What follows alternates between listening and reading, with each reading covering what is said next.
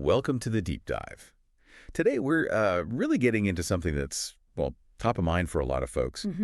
How artificial intelligence is fundamentally reshaping sales. Yeah, For sellers, but also for all of us as buyers. absolutely. And we've got some really interesting material to dig into here. Read it. We're looking at insights from AI sales in the future seller, which featured Ariel Hinton and Maria White. Right. And also pulling from a great conversation on the Good Morning Enablement YouTube channel, the transcript's called Will AI Replace Sellers? Let's talk about it. Yeah, and the people behind this material, Ariel Hinton and Maria White, they're real innovators here. Ariel's a CEO of Second Nature. That's an AI coaching platform. What I find fascinating is his background. He's not just tech. He's actually been in the sales trenches, built huge multi-million-dollar products. So he gets both sides. That's key, isn't it? That real-world perspective. And then Maria White, CEO of EnablementDojo and co-founder of Good Morning Enablement, she brings the practical side. She was an early adopter of Second Nature, so she's seen how this stuff actually works on the ground. Right. So our mission really is to understand these big shifts AI is causing. How selling works, how we make buying decisions, that whole dynamic. Exactly. We want to pull out the key takeaways for you. Okay, so let's jump in. In that Good Morning Enablement chat, Ariel Hinton talks about how Second Nature even started. Yeah, it wasn't just some tech idea pulled out of thin air.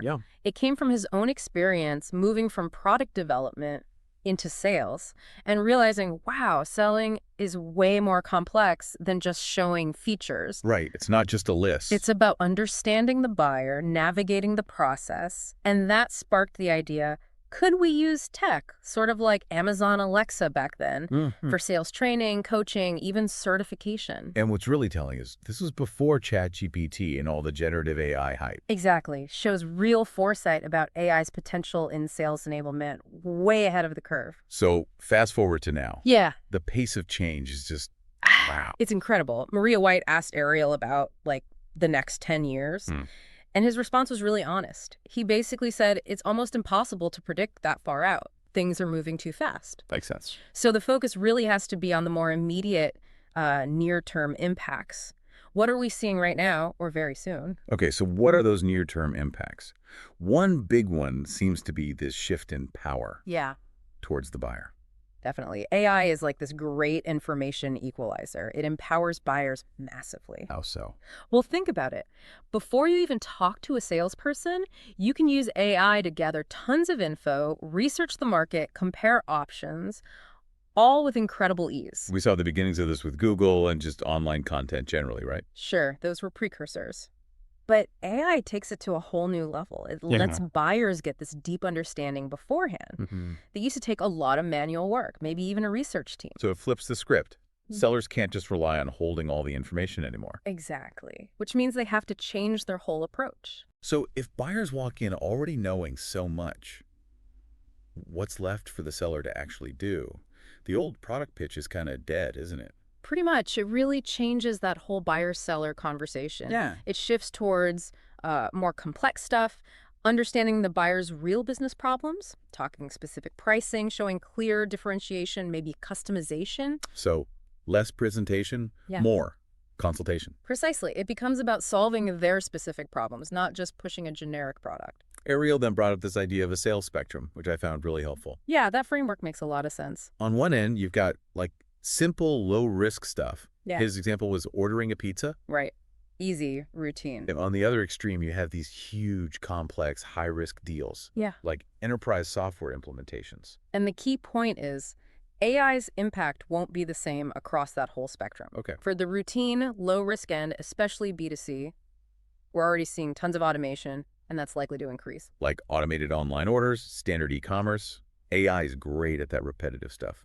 Exactly. But when you move towards the high-stakes, complex end, that's where the human element is still absolutely critical. You can't really replace it. Why not? Because those deals hinge on trust, on understanding really nuanced needs, sometimes things the buyer hasn't even articulated properly. And providing that level of confidence, AI just isn't there yet. He shared a story about his own company, Second Nature, buying some tech, didn't he? Yeah, a great anecdote. Even with all his tech knowledge, he said, what mattered most was trusting the vendor. Right. That human connection, believing they'd deliver.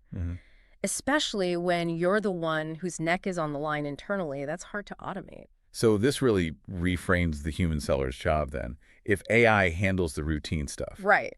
The value shifts. it becomes about deep understanding, knowing the buyer's world, their limits, their goals, and genuinely wanting to help them succeed. Yeah, going beyond the basics, moving from product pusher to true problem solver, partner almost. And interestingly, AI itself can actually help sellers make that shift. How so? Well, AI-driven training, better sales tools.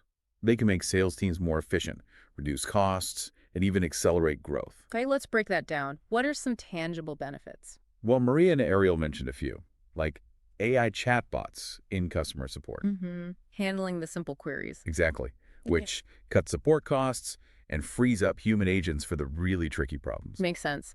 And what about inside the sales org itself? Big impacts there, too. AI can speed up onboarding new reps dramatically. Right, getting them productive faster. And retraining existing teams when products change or strategies shift. It makes the whole team more agile. And the bottom line, better sellers, more sales. Yep. Ariel even suggested managers might be able to handle larger teams because AI can help with some coaching and training tasks. Interesting. Plus the whole 24/7 productivity thing that comes with automation. Definitely. And there's a concrete example of AI training results, wasn't there? Yeah, really compelling. An organization used AI simulation coaching and cut their mid-market ramp-up time from 6 months down to just 3 or 4. Wow. That's huge. Think about the extra selling time that creates and the confidence boost for those reps. And another angle is parallel training. Explain that. Instead of slowly rolling out training one group at a time, It's your traditional way, yeah. AI lets you train everyone, large teams, spread out geographically all at once, on new products, new strategies. So you get instant team-wide alignment, everyone's on the same page discussing it together. That's powerful. It really is. And it ties into mitigating risk, too. How do you mean? Think about the cost of letting untrained reps practice on real, live, valuable leads. Oof. Yeah, scary thought. You could lose deals, damage relationships. Exactly. AI practice environments provide a safe space. Practice, make mistakes, learn without risking actual business. Okay, that makes a lot of sense. But what about the softer skills? You know, emotional intelligence. Can AI really help with that? People might be skeptical. That's a fair question. But there's some fascinating research here.